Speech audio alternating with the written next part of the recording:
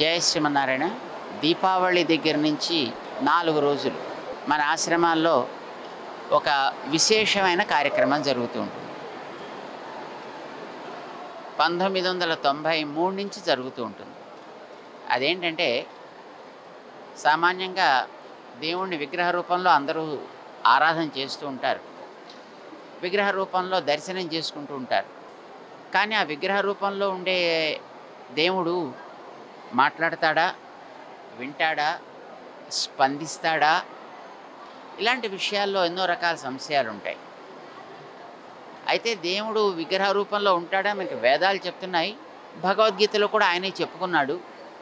ఇంకా అనేక చోట్ల మనకి దేవుణ్ణి మన విగ్రహ రూపంలోనే చూడగలుగుతాము అనే విషయాన్ని చెబుతూ ఉంటారు.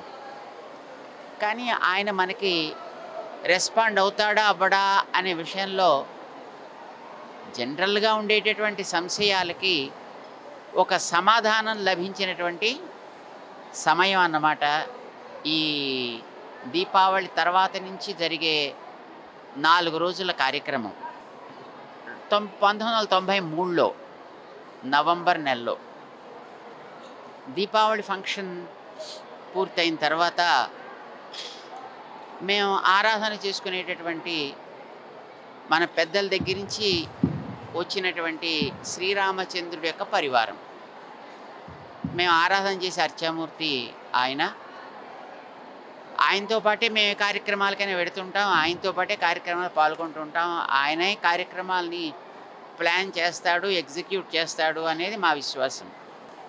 సరే, 93లో ఏవో కొన్ని కారణాల చేత రాత్రి సుమారుగా 2:30 అయ్యేటప్పటికి, దీపావళి మర్నాటి రాత్రి అన్నమాట, కొంతమంది చోరులు వచ్చి, దొంగలు ఆ మూర్తుల్ని కాస్త అక్కడి నుంచి బయటికి తీసుకెళ్ళిపోయారు. చాలా దిగులు వేసింది, చాలామందికి కష్టం కలిగింది, అందరూ కూడా దుఃఖాల్లో ఉన్నారు, రకరకాలైనటువంటి ప్రయత్నాలు చేస్తున్నారు. ఇలాంటి సందర్భాల్లో చాలామంది రకరకాల సలహాలు ఇచ్చారు. సరే, దొంగతనాలు జరుగుతుంటాయి, జరిగిన తర్వాత మళ్ళీ ఆ విగ్రహాలు దొరకడం అంటే మాటలా, దొరికితే అదృష్టం, కానీ దొరకడం అనేది సాధారణంగా జరగదు. అంచేత ఏదో మళ్ళీ కొత్త విగ్రహాలు తెచ్చుకుందాం, పెట్టుకున్న ప్రతిష్ఠ చేసుకుందాం, మళ్ళీ ఆరాధన చేసుకుందాం, లేదా ఎక్కడి నుంచైనా తెచ్చుకుందాం, ఇలాంటి సలహాలు చాలామంది ఇచ్చారు. కానీ అప్పుడు అక్కడ ఉండేటటువంటి భక్తులు అందరూ కూడా కలిసి ఆ దేవుణ్ణి ఆరాధన చేసుకునే మూర్తినే తిరిగి రావాలి, ఇదొక పట్టుదల. నువ్వు తిరిగి వచ్చేదాకా మేము నీళ్లు కానీ అన్నం కానీ ముట్టము, ఈ పట్టుదలతో కూర్చున్నారు. ప్రెస్ వాళ్ళు ఉంటారు కదా, సాధారణంగా చాలామంది, వాళ్ళకి కొంచెం సరదా ఎక్కువ. అందుకోసం వాళ్ళు కొంత అడిగారు, మరేమండి మీరు గట్టిగా పట్టుదలైతే పట్టి కూర్చున్నారు, అప్పుడే 2 రోజులు అయింది, మరి ఎంతకాలం ఇలాగా అని అడిగితే అప్పట్లో ఒక మాట చెప్పడం జరిగింది. వెళ్ళినటువంటి ఆ రాముడికి 3 రోజులు సమయం అయితే ఇచ్చాం, 3 రోజుల్లో మళ్ళీ తిరిగి రావాలి అని ఆయన దగ్గర ఒక ప్రార్థనని చేసి పెట్టామయా అని చెప్పాం. ఏమండి మరి రాకపోతే ఏం చేస్తారు అని అడిగారు. ఒకవేళ ఆయన కనుక రాకపోతే ఆయన దగ్గరికే మొత్తం మేమంతా కలిసి వెడతాము అని చెప్పడం జరిగింది. అయితే అది నిజానికి దాని అర్థం ఏమిటి అనేది అదో పెద్ద విషయం. అలా ఉన్నప్పటికీ కూడా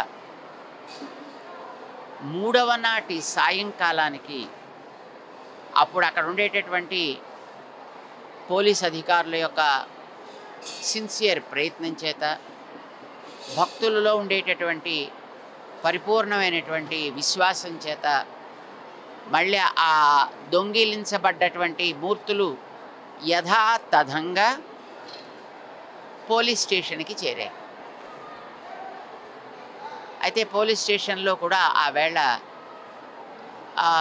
అప్పుడు ఉండేటటువంటి ప్రభుత్వాల్లో ఉండే పెద్దలు అందరూ కూడా మిగిలినటువంటి ప్రోటోకాల్ పక్కన పెట్టి ముందర ఆ మూర్తుల్ని వెంటనే ఆశ్రమానికి చేర్చండి అని వాళ్ళకి ఇన్స్ట్రక్షన్స్ ఇవ్వడం జరిగింది. మూడవ నాటి రాత్రికి స్వామి అన్ని రకాల హంగులతోటి మర్యాదలతోటి తిరిగి ఆశ్రమానికి చేరాడు. నాలుగవ నాటి మధ్యాహ్నం ఆయనకి అప్పట్లో కలశ అభిషేకం చేయడం జరిగింది. ఇది 93లో జరిగింది. ఎప్పటిదో పురాణాల్లో ఇతిహాసాల్లో కథ కాదు. అలా జరిగినటువంటి ఆ కార్యక్రమం ఏం చెప్పింది అందరికీని అని ఒకసారి గమనిస్తే, మనలో విశ్వాసం ఉండి మనం చేసేటువంటి ప్రార్థనలో స్వార్థం లేకుండా వాని సేవే కనుక పరిపూర్ణంగా ఉన్నట్టయితే విగ్రహ రూపంలో ఉండే దేవుడు ఏం చేసి ఎలా చేసి అనేది అక్కడ ప్రధానం కాదు, తప్పనిసరిగా స్పందిస్తాడు. తిరిగి వచ్చాడు ఆయన. ఆ వచ్చిన దానిని గుర్తు చేసుకుంటూనే 93, 94 తిరుమల కొండ మీద 108 కలశాలతో అభిషేకం చేయడం జరిగింది. 95వ సంవత్సరం దగ్గర నుంచి ఇప్పటిదాకా అంటే సుమారు 20 సంవత్సరాలు ఆ స్వామికి 1001 కలశాలతోటి అభిషేకం జరుగుతుందన్నమాట. ఆ తీసుకొచ్చినటువంటి అప్పట్లో ఆ పోలీస్ టీం ఉంటుంది. ఆ టీంని ఎవరైతే నడిపించారో ఆయనే స్వయంగా దగ్గరుండి ఆ దేవుడికి 1000 కలశాల్లో జరిగే అభిషేక కార్యక్రమం ప్రతి కలశాన్ని ఆయన స్పృశించి ఇస్తే దాంతోటే స్వామికి అభిషేకం జరుగుతుంటుంది.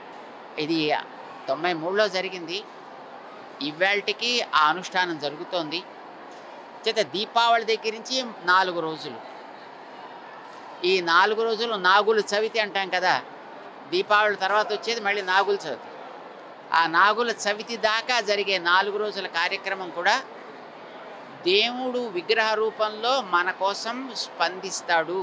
మనకి ప్రేమ, విశ్వాసము, పరిపూర్ణమైనటువంటి ఆ విశ్వాసం మనలో నిండి ఉన్నట్టయితే తప్పనిసరిగా భగవంతుడు ఎన్ని అవరోధాలు వచ్చినా, ఎన్ని రకాల కష్టాలు వచ్చినా వాటన్నిటిని కూడా ఆయన మబ్బులు తొలగించిన సూర్యుళ్లాగా వాటిని తొలగించి మన కోసం సాక్షాత్కరిస్తాడు అనడానికి ఇదొక నిదర్శనమైనటువంటి ఉత్సవం.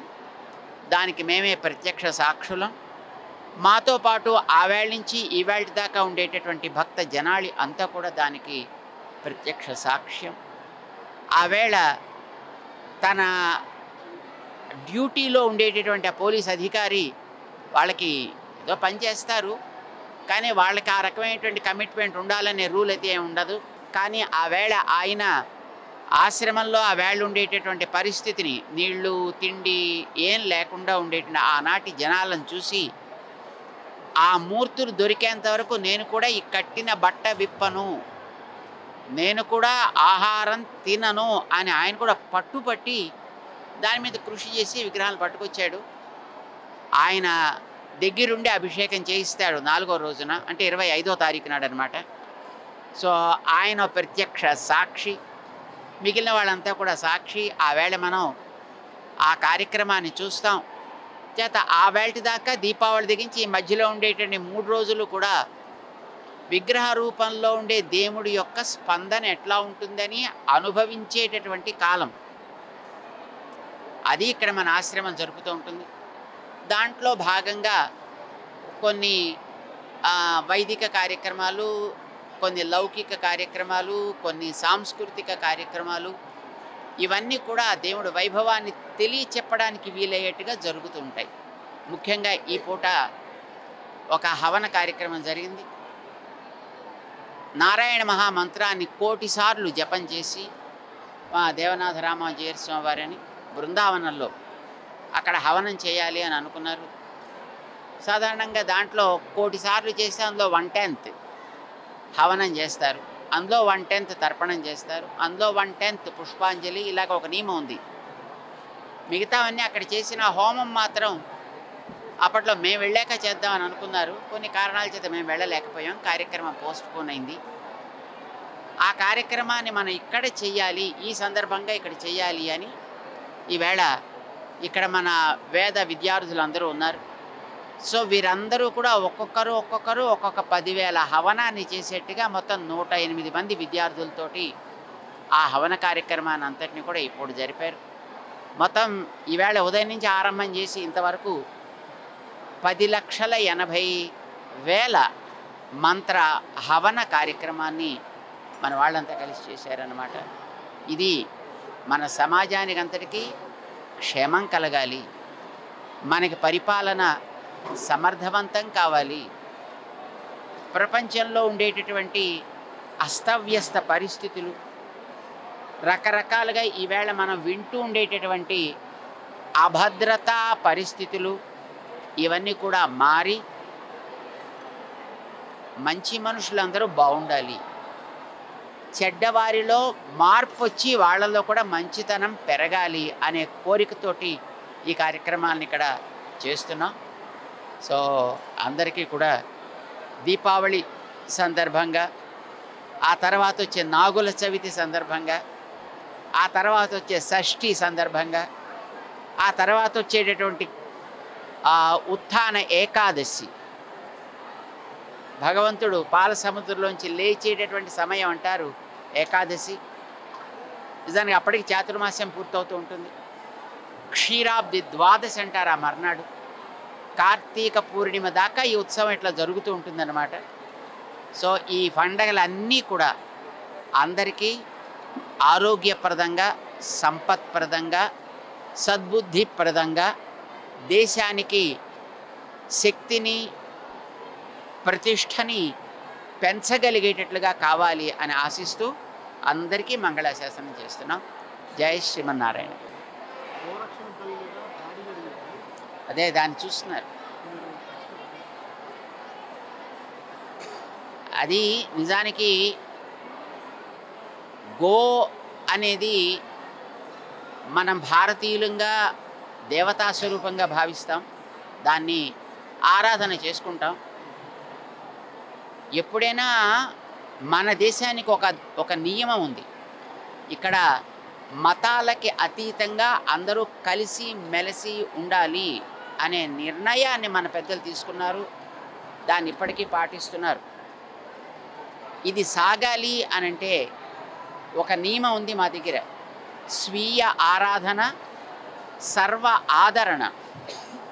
What ever is yours, you worship that, but what that doesn't belong to you, respect it. మనది కాని దాన్ని గౌరవించాలి. పరస్పరము ఎదటి వ్యక్తికి ఉండేటటువంటి విశ్వాసాలని గౌరవించగలిగితే అందరూ కలిసిమెలిసి హాయిగా జీవించవచ్చు. కానీ ఇప్పటికి కూడా ఈ దేశానికి స్వాతంత్ర్యం వచ్చినప్పటి నుంచి ఈ దేశపు జీవన శైలితోటి కలిసి సాగలేక ఈ దేశానికి ఉండేటటువంటి సహజమైనటువంటి జీవన విధానాన్ని అంగీకరించని వ్యక్తిత్వాలు ఇంకా కొన్ని ఉన్నాయి. క్రిస్టియన్స్ ఒక పండగ చేసుకుంటారు, మనం దాన్ని గౌరవిస్తాం. ఇస్లామిక్ పీపుల్ ఒక పండగ చేస్తారు, దాన్ని మనం గౌరవిస్తాం.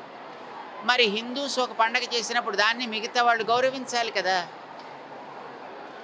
ఈ పరస్పర గౌరవము అనేది ఉన్నప్పుడే శ్రేయఃపరమవాప్స్యథ అని మనకి భగవద్గీత చెప్తోంది. అది లేనప్పుడు అలాంటి వాళ్ళ మీద తీసుకోవాల్సిన చర్యలు ఏమిటి అనేది ప్రభుత్వమే స్టర్న్గా తీసుకోగలగాలి. ఆస్ట్రేలియా లాంటి దేశాల్లో, పోలాండ్ లాంటి దేశాల్లో ఆ నియమాలు ఉన్నాయి. వాళ్ళు ఏ నియమం దేశానికి, జాతీయతకి, భద్రతకి పెట్టుకున్నారో దానికి విరుద్ధంగా ఏ మతం వాడు ప్రవర్తించినా వాడిని దేశ బహిష్కారం చేస్తారు. ఈ దేశంలో మాత్రం అట్లాంటి నియమాన్ని ఎందుకు మనం పెట్టుకోకూడదు? దేశ భద్రతకి, మతాల యొక్క విలువలకి తగినటువంటి ఆదరణ, ఆరాధన ఉండాలి అంటే పరస్పరము ఒకరినొకరు గౌరవించుకోగలిగేటటువంటి పరిస్థితులు ఏర్పాటు చేసి దానికి తగ్గ ప్రొటెక్షన్ ఏర్పాటు చేయడం అనేటటువంటి ప్రభుత్వాల యొక్క బాధ్యత. అది జరగాలి అని మేము ఆశిస్తున్నాం. అది ఉన్నప్పుడు ఒక మతం చేసేదాన్ని మరొక మతం వాళ్ళు దాన్ని ఆపడం కానీ, దాన్ని హింసాత్మకంగా పరిణమింప చేయడం కానీ ఇలాంటివి జరిగే అవకాశాలు ఎప్పుడు రావు. ప్రభుత్వం ఎంత స్థిరంగా దృఢంగా ఉంటే ఇలాంటివి అంత స్థిరంగా ఆగుతాయి. చేత అలాంటి శక్తి మన ప్రభుత్వాలకు ఏర్పడాలి అని మేము ఆశిస్తున్నాం. ప్రజల్లో ఉండడం ప్రధానం కాదు, ప్రభుత్వానికి ఆ రకమైనటువంటి ఆ చిత్తశుద్ధి ఏర్పడడం అనేటువంటిది చాలా అవసరం. అది కావాలి అని మేము భగవంతుడిని ప్రార్థన చేస్తున్నాం.